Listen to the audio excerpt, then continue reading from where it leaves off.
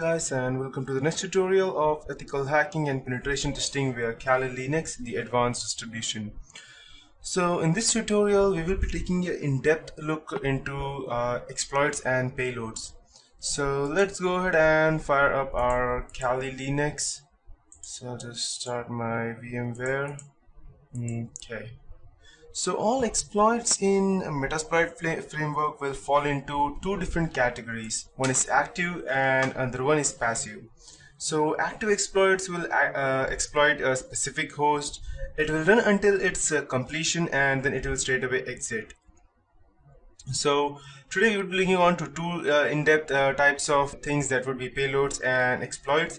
And after that I will be giving you some good database description related to Metasploit. So let's have a look at that.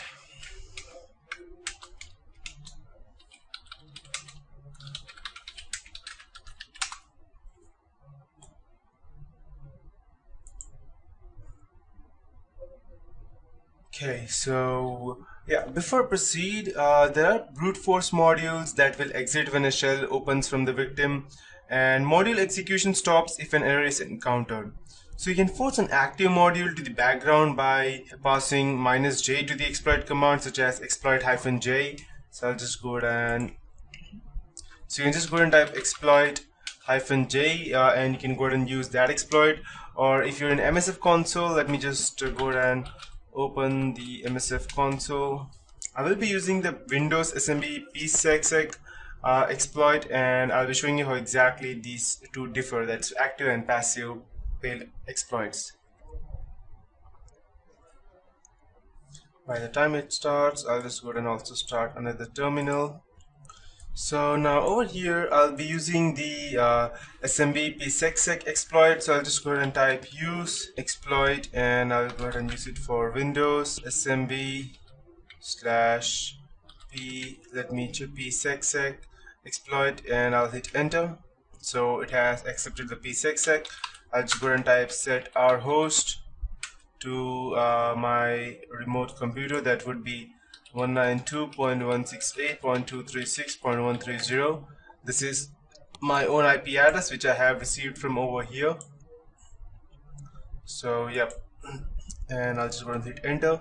After that I'll just go ahead and type, as you can see we have the R host set up over here. After that I'll go ahead and set the payload option, and I'll go ahead and I'll just go ahead and use the Windows one, Windows/shell/ and I'll use the reverse TCP, and I'll hit enter.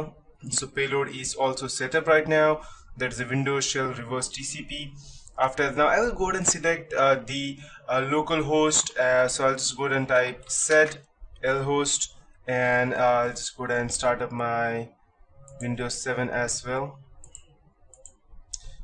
This is not actually a good idea, because most of the time if your firewall is open, even if the normal Windows Defender is open, it will not allow you to go ahead and exploit that particular system.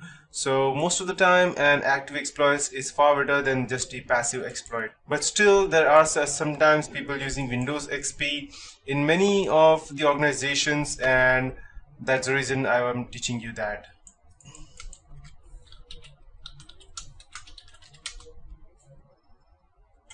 And Windows XP is extremely vulnerable to this specific exploit. So I'll just go ahead and open my command prompt.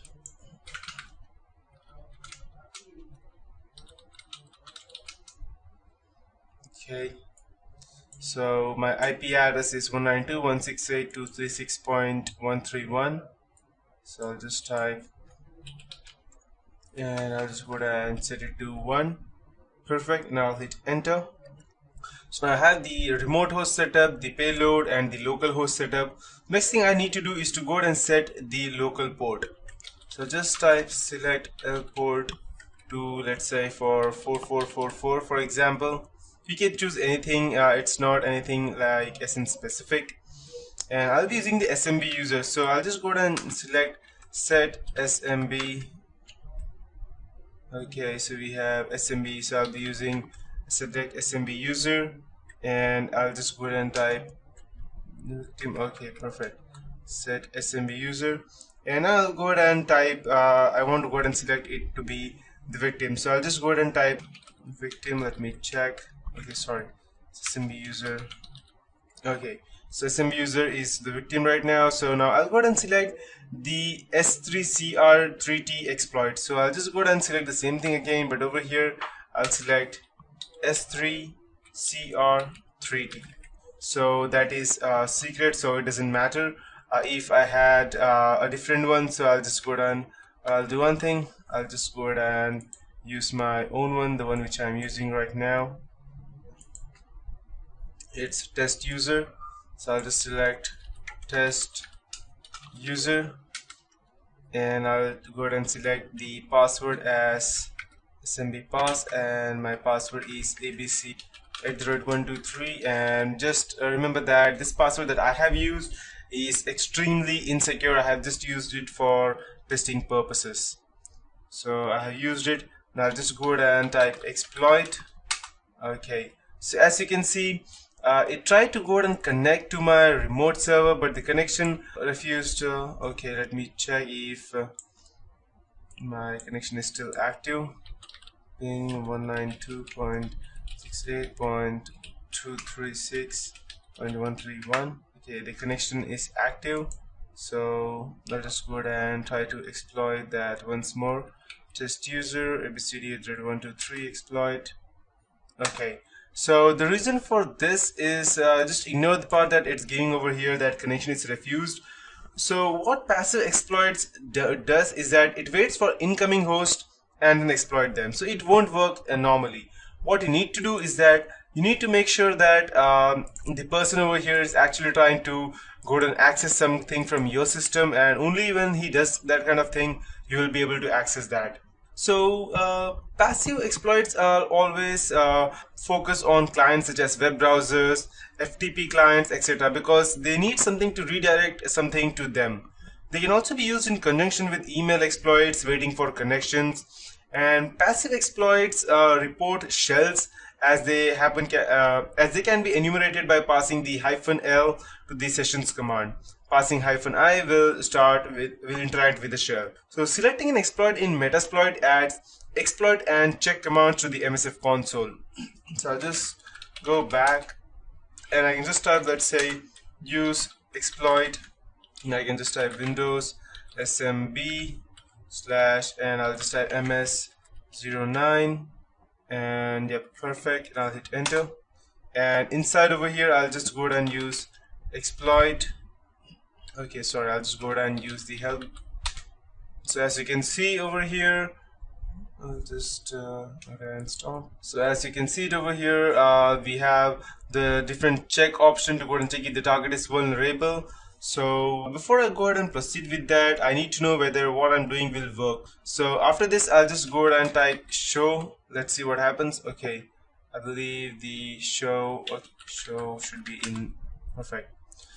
So this is what it does exactly. It's showing me now what will happen, and okay, perfect.